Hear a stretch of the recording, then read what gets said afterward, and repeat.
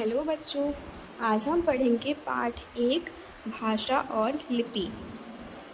शुरू करने से पहले मैं कुछ भाषाएं आपको बोल के सुनाती हूँ। चिड़िया बोली ची ची ची, कुत्ता बोला भौ भौ भौ, बिल्ली बोली म्याऊं म्याऊं, भूख लगी मैं क्या क्या खाऊं। रूही आओ खेलने चलें। रजनी मुझे गणित का गृह कार्य करना है, थोड़ी देर में आती हूँ। मैं आज खर्चे का हिसाब लिख लेता हूँ। ज़रा देखूँ तो बेटी ने क्या संदेश भेजा है। बच्चों, आपने कविता पढ़ी? अपने पशु पक्षियों को अलग अलग आवाज़ निकालते देखा सुना होगा। उनकी आवाज़ों को हम भाषा नहीं कहते, भाषा केवल हम इंसान बोलते हैं।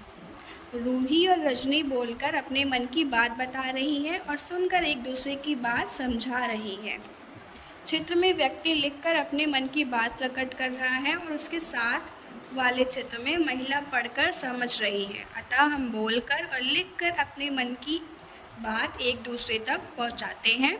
सुनकर या पढ़कर दूसरे की मन की बात समझते हैं। इसके लिए हमें भाषा की ज़रूरत पड़ती है। भाषा वह साधन है जिसके द्वारा हम अपने भावों और विचारों को एक दूसरे तक पहुंचाते हैं। भाषा के कितने रूप होते हैं? भाषा के 3 रूप होते हैं, मौखिक भाषा, लिखित भाषा और सांकेतिक भाषा। पहला है मौखिक भाषा। जब हम अपने मन की बात या भाव बोलकर दूसरों तक पहुंचाते हैं और सुनकर दूसरों के भाव या बात समझते हैं तो इसे मौखिक भाषा कहते हैं। लिखित भाषा, जब हम अपने मन की बात या भाव लिखकर प्रकट करते हैं और दूसरे उसे पढ़कर समझते हैं तो इसे लिखित भाषा कहते हैं। सांकेतिक भाषा, कभी कभी हम संकेतों यानी इशारों में भी बातें करते हैं। नहीं के लिए केवल दाएं बाएं सर हिलाकर और हाँ के लिए ऊपर नीचे सर हिलाकर संकेत से ही दूसरों को अपनी मन की बात समझा देते हैं। इसे सांकेतिक भाषा कहते हैं। आगे है लिपि। बच्चों, हर भाषा को लिखने के अलग अलग तरीके हैं। भाषा को लिखने के ढंग को लिपि कहते हैं। आप जिस भाषा को पढ़ रहे हैं वह हिंदी में है। इस भाषा की लिपि देवनागरी है।